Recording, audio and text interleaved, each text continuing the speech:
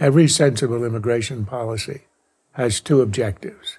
One, to regain control of our borders so that we decide who enters, and two, to find a humane way to deal with the 11 million illegal immigrants who now live among us.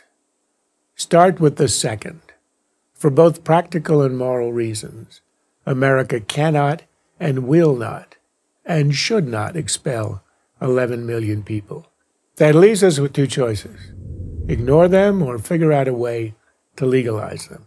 Ignoring them hasn't worked, but there's also a huge problem with legalization.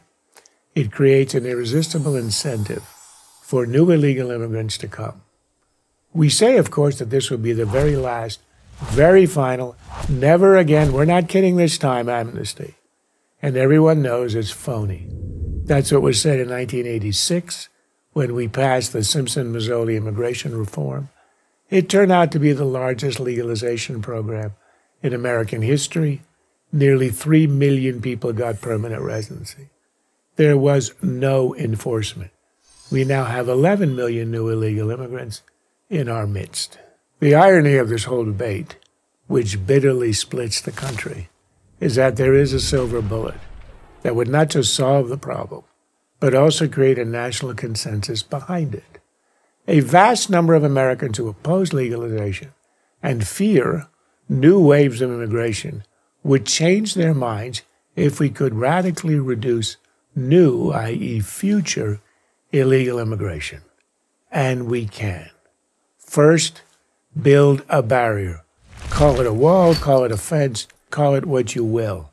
Add cameras and sensors, add drones, beef up the patrols. All that matters is that we regain control of the border. Fences work.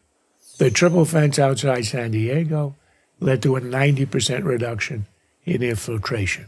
Israel's border fence with the West Bank produced a similar decline.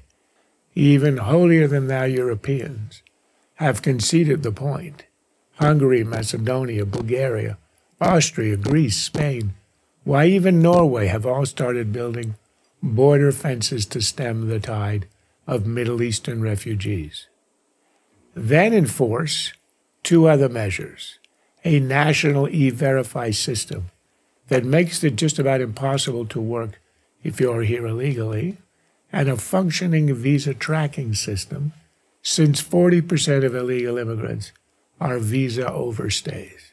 The wall fence will, of course, be ugly. So are the concrete barriers to keep truck bombs from driving into the White House. Sometimes function has to supersede form. And don't tell me that this is our Berlin Wall.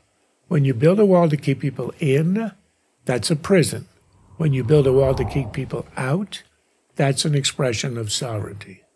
Of course, no barrier will be foolproof, but it doesn't have to be. It simply has to reduce the river to a manageable trickle. Once we do, everything becomes possible, including dealing with our 11 million illegal immigrants. So let's fix that. Track the visas, do e-verify, build the damn barrier. It's ridiculous to say that it can't be done. And who would certify that the border is back in our control? I would have a neutral party, perhaps a commission of retired jurists, issue the judgment. Once they do, we legalize the 11 million, granting them the right to stay and work here. We can't give them citizenship. That's a bridge too far. You don't get to join the political destiny of the country by entering it illegally. But any children born here would be American, which means that over time, the issue resolves itself. The American people are legitimately angry at the price American society has paid due to illegal immigration. But they are also a generous people. Once they're assured that we do indeed control our borders, that anger will abate. A national consensus will emerge. Radical border control followed by radical legalization. No mushy compromise. A solution requires two acts of national will: putting up a wall along with e-verify and visa tracking, and absorbing those who broke our laws to come to America. This is not a compromise meant to appease both sides without achieving anything.